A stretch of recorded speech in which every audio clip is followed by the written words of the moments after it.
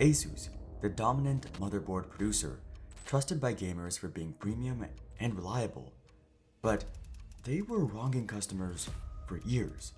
This is how Asus was screwing consumers, and how one YouTuber caught them red-handed, not once, but twice, and even confronted them face to face.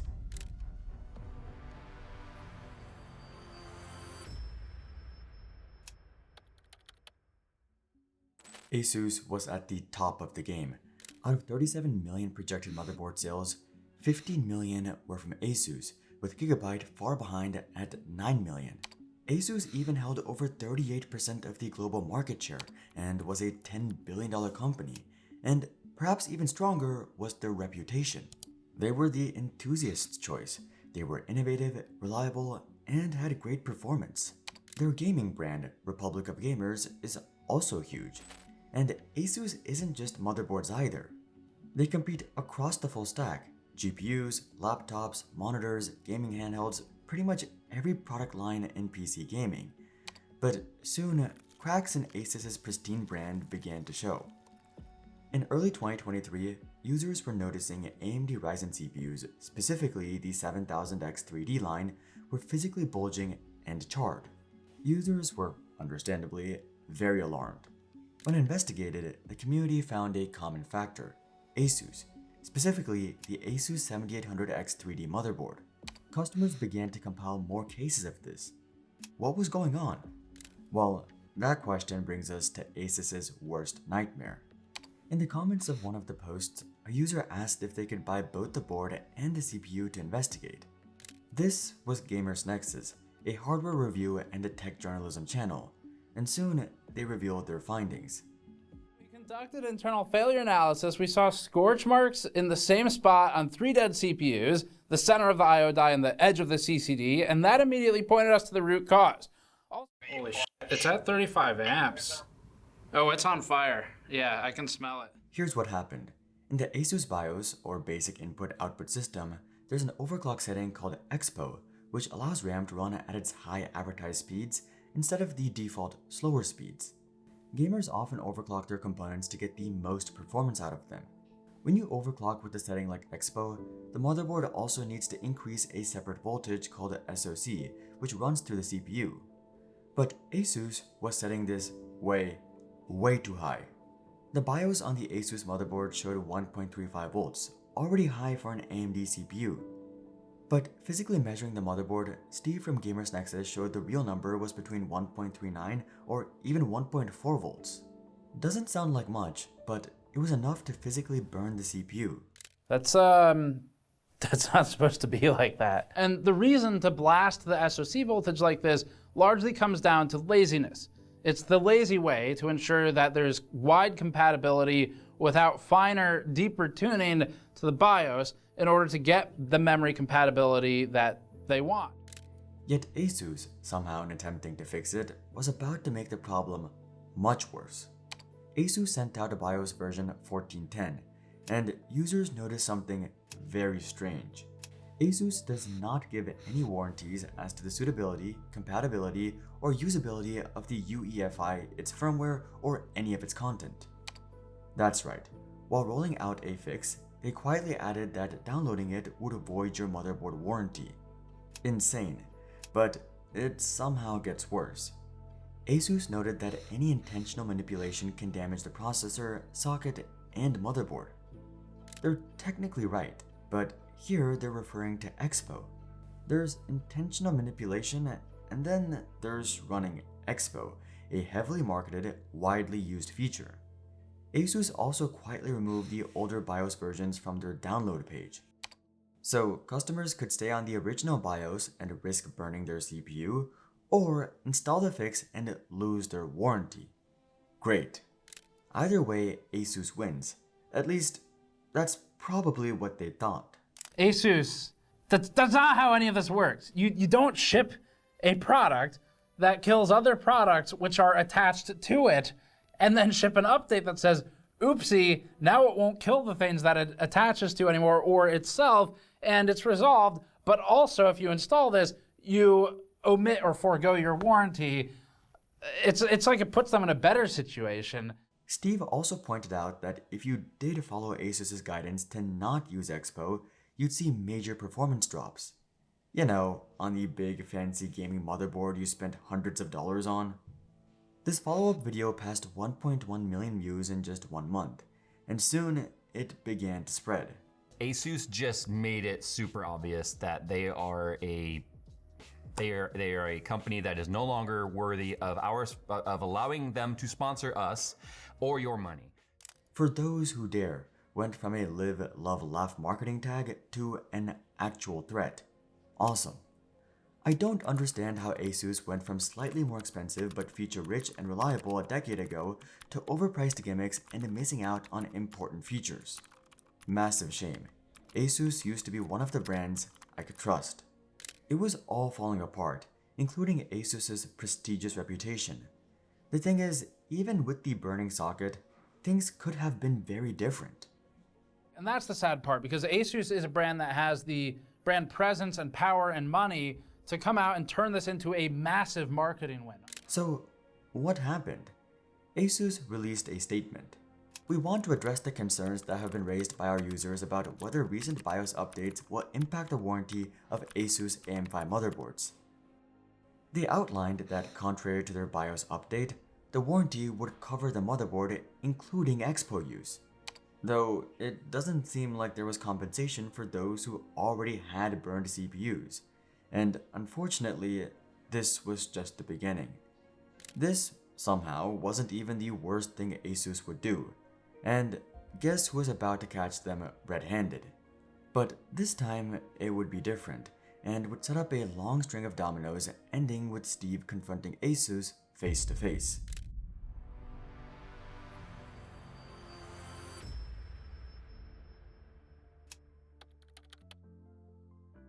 If you're a developer, you know building real-time features like chat, video, and activity feeds is deceptively difficult.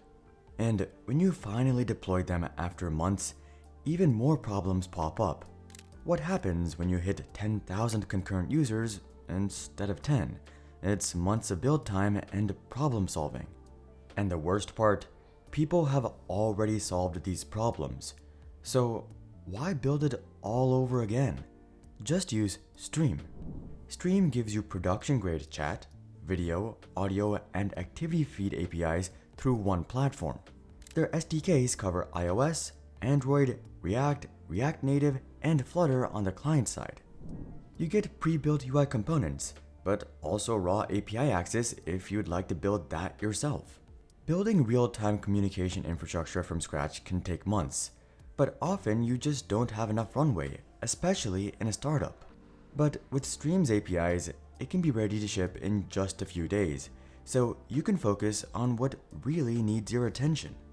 Stream has solutions for pretty much anything you'd need: education, healthcare, gaming, social media, fitness, you name it. And Stream just got better with Vision Agents. Vision Agents is an open source Python framework for building low latency voice and video AI agents. Think a real-time AI coach watching your camera feed, or a phone support agent with a full knowledge base, powered by 25 plus integrations, including OpenAI, Gemini, and 11 Labs. Stream supports over 1 billion end users with consistent uptime and incredible speeds. They've been providing powerful APIs for over 10 years, so they've already solved the problems you'd face on your own. If you're a developer building the next big app, use the link below to check out Stream's APIs for in-app chat, audio, video, moderation, and feeds that scale from day one. Start for free at getstream.io. Thank you to Stream for sponsoring this video.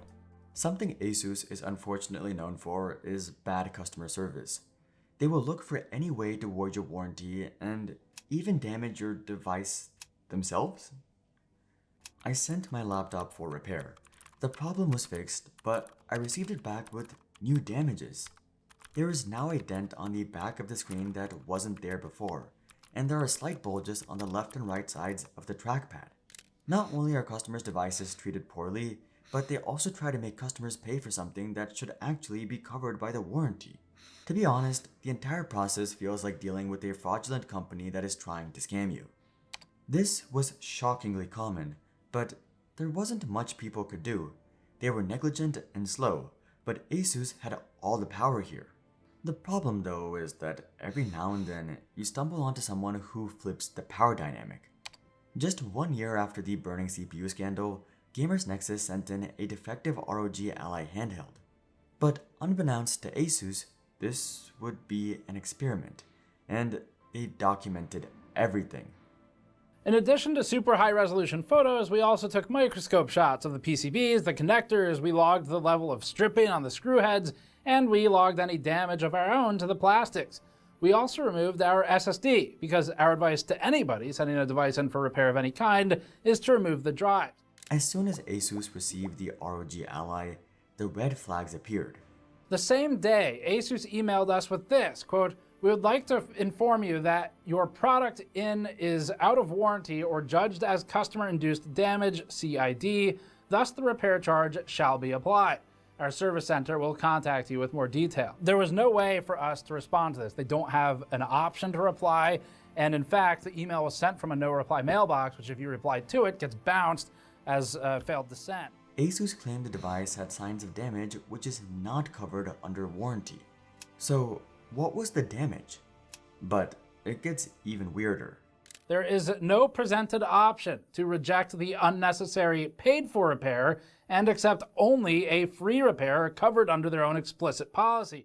Asus did not even acknowledge the real problem, the joystick issue which was under warranty. And Asus said that if payment wasn't received, it would be sent back unrepaired and even disassembled.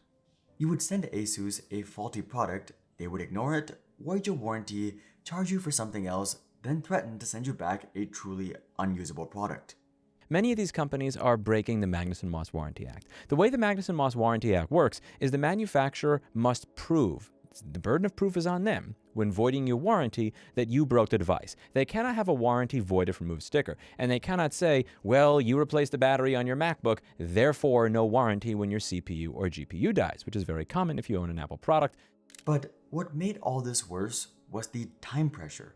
Asus will consider the customer to have declined the service if no reply is received, so you have 3 days to decide whether you want to do, whether you want to pay or not pay. And as you are going back and forth with Asus, that during that entire time period, they are not actually pausing that 3 days. The best thing about this piece of shit garbage company here is that they will not only send back the unit unrepaired, but disassembled, meaning that you will go from having a unit with a minor joystick problem to a unit that is unusable. Asus, eventually after a lot of persuasion and confusing, contradictory emails, finally fixed the product.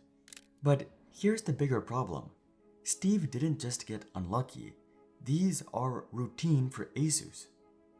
Someone shared that a repair quote for an RTX 4090, which had just a tiny dent by the way, was 3,728 Canadian dollars. For context, you could buy the same card new for $2,799. In just 1 week, GamersNexus' video passed 1.5 million views. To date, it's over 2.3 million.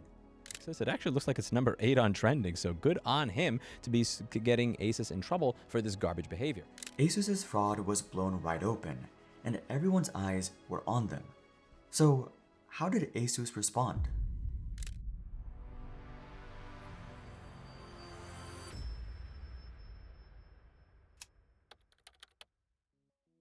If you enjoy stories like this, with deep dives into companies like Asus, please subscribe.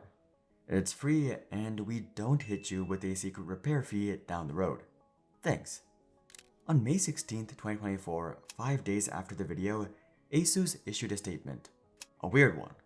Currently, we perform a full analysis of devices sent for RMA and send customers a comprehensive list of available repairs, free and paid, in our messaging to customers. We understand that this may have caused confusion when a customer has only ordered a specific repair. We will no longer automatically offer repair quotations for cosmetic imperfections. We deeply apologize to our customers and the community for any confusion and frustration they might have experienced from this. Apparently, it was the customers who were confused, and Asus was simply and graciously giving consumers their options when overcharging for non-existent damage, voiding your warranty, and threatening to send back your device unassembled. People weren't happy. understandably so, the backlash began to escalate. Soon, on May 23rd, they released another statement.